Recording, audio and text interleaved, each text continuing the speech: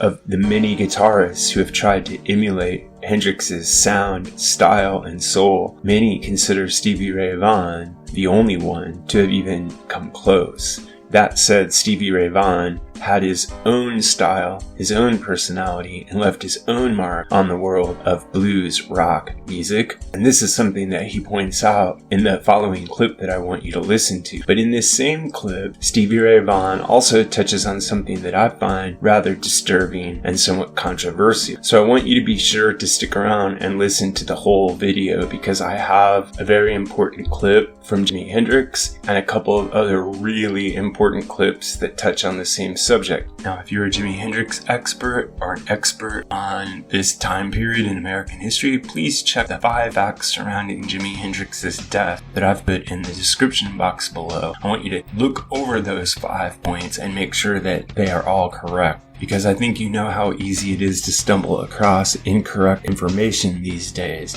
But right now, let's listen in to what Stevie Ray Vaughan had to say about Jimi Hendrix. Here's Stevie Ray Vaughan speaking right now.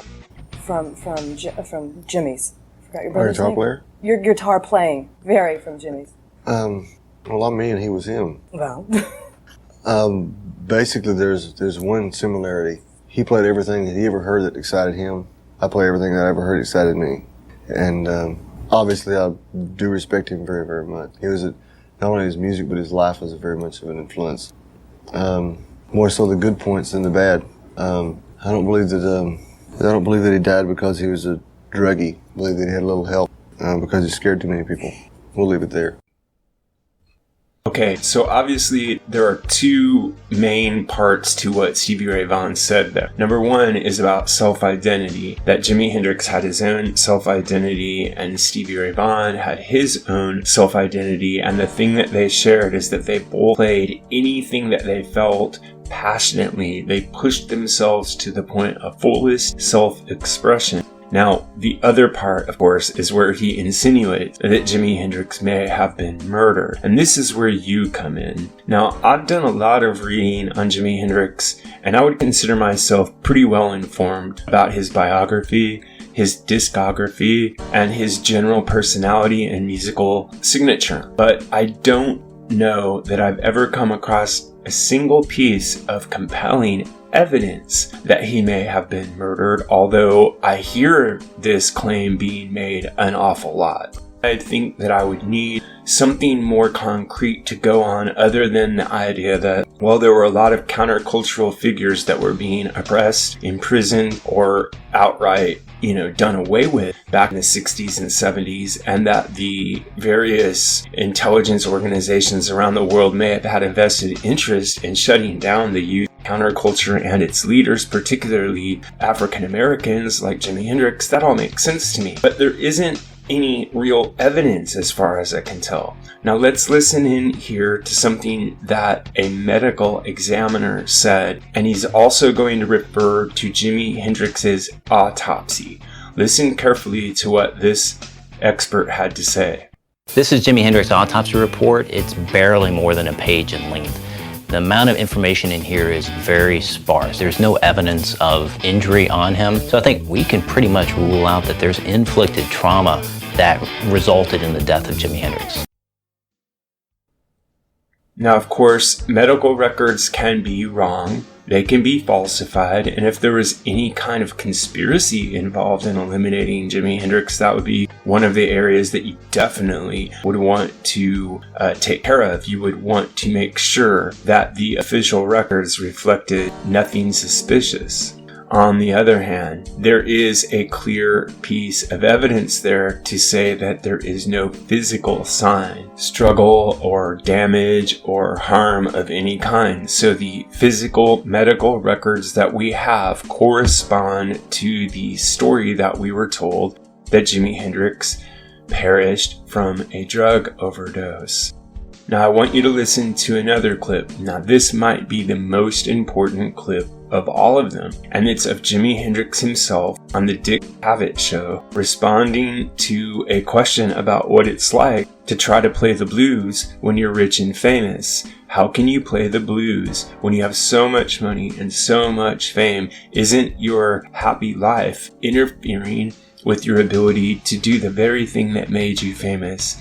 And here is what Jimi Hendrix replied. Let's listen in. What do you like to hear if somebody comes up after a concert? What kind of compliment do you like? I don't know. I don't really live on compliments. Matter of fact, it has a way of distracting me. And a whole lot of other musicians and artists that are out there today, they hear all these compliments, they say, wow, it must have been really great.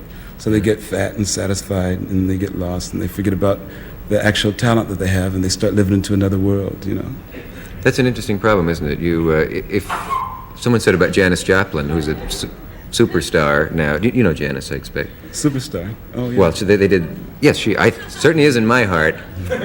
I'm super chicken. Don't you forget it. And don't I forget it? No, I was going to say, the problem of succeeding is a hard one for you. If your bassist, say, is in the blues or something like that, and you suddenly make hundreds of thousands of dollars a year, someone said it's hard to sing the blues when you're making that kind of money. This assumes that you can't be unhappy and have a lot of money.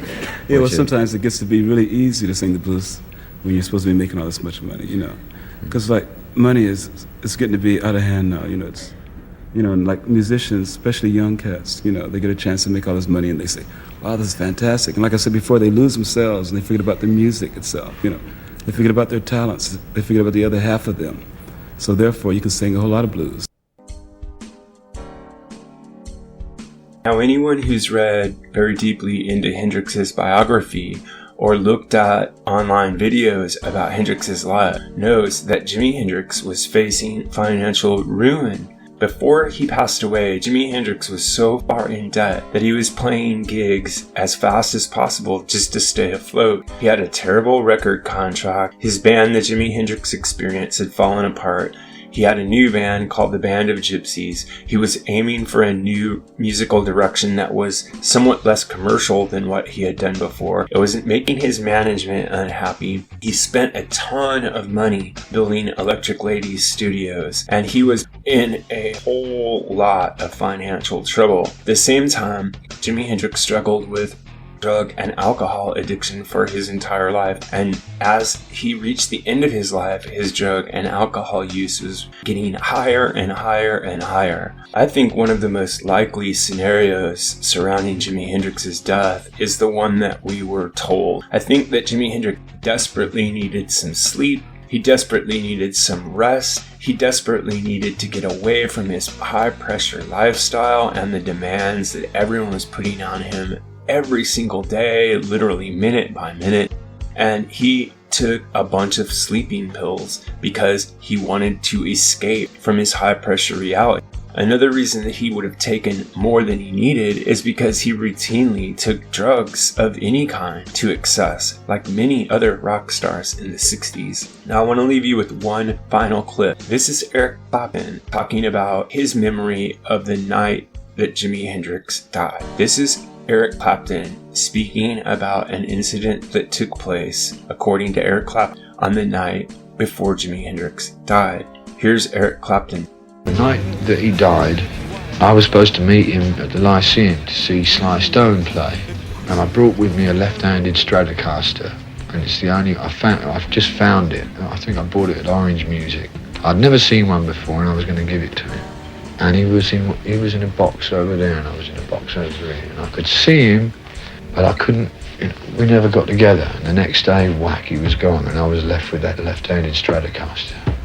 Okay. So what we can see from all of the clips that we've listened to in this video is that Jimi Hendrix had a very high-pressured life. He was strung out on drugs and alcohol. He was beginning to wane in popularity at the same time that his financial troubles were escalating. He had routinely overindulged in drugs and alcohol throughout his entire life. Because he so often took amphetamines and hallucinogenics, it's not surprising to me that he might have wanted to take a downer or a sleeping pill to try to get some rest, or even a handful of them. But at the same time, there are so many people who seem to suggest otherwise that, my ears and my heart are wide open to persuasion here. So if you want to make a case, please leave your comments in the section below. If you have any leads to any concrete evidence, please leave it in the section below. Even if you have good lead on some conspiracy theories that I haven't heard of so far, please leave those in the comments below. In short, I want you to help me sort all this out. But for the moment, until I'm shown compelling reasons to believe otherwise, I'm going to stick, in this case, with the official story. This is what I think, but what really matters is what you think. So if you have an idea about this or any other topic connected to classic or contemporary music, please drop it in the section below, and remember to like and subscribe. Also, if you're enjoying the videos, please help out the channel by clicking on the thanks button right down there below. Or if you prefer, you can help out by clicking on the Buy Me a Coffee link and leaving a donation at the Buy Me a Coffee site. Finally, if you're in need of a bit of financial assistance, click on the Capital One link below and get yourself a new credit card by using their handy one-step application process. Thanks a lot.